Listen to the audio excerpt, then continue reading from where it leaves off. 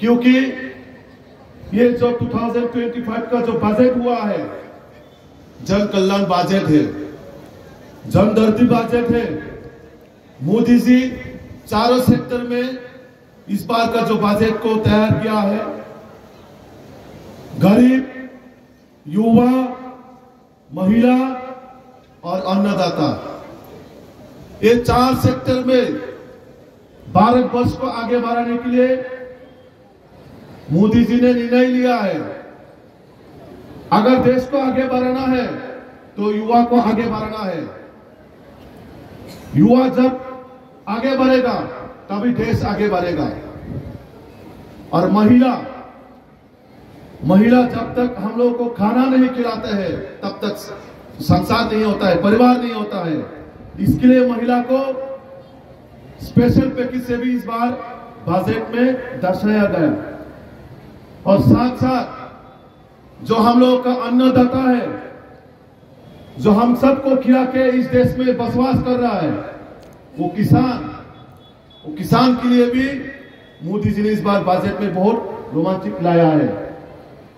और साथ साथ गरीबी को कैसे गरीबी हटाया जाए, मोदी जी का जो संकल्प है।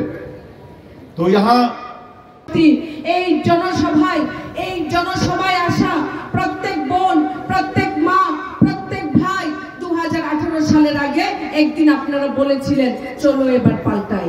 কারণ 2018 সালে রাজ্যে বামফ্রন্ট সরকারের পতন, তখন সময়ের দাবি ছিল, সময় চাইছিল যে রাজ্যে বামফ্রন্ট সরকারের পতন হোক।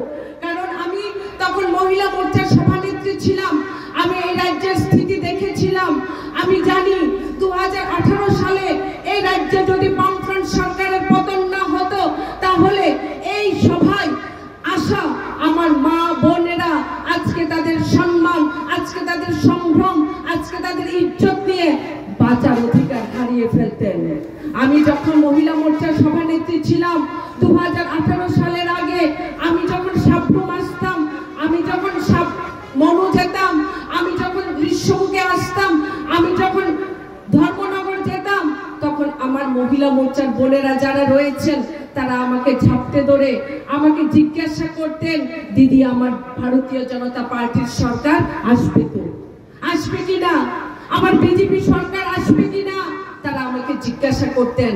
তারা বলতেন, দিদি ভারতীয় জনতা পার্টির সরকার যদি ত্রিপুরা রাজ্যে প্রতিষ্ঠিত না হয়, দিদি আমার স্বামীকে আমি প্রাণে বাঁচাতে পারবো না, আমার ভাইকে আমি প্রাণে বাঁচাতে পারবো না, আমার বাবাকে আমি প্রাণে বাঁচাতে পারবো না, আমার পাশের বাড়িতে থাকা, আমার পাশের গলিতে থাকা ওই ব্রাঞ্চ কমিটির সেক্রেটারি, ওই লোকাল কমিটির সেক্রেটারি দিদি আমাকে হুমকি দিয়েছে, আমার সম্মানহানি করে আমাকে হত্যা করার হুমকি দিয়েছে।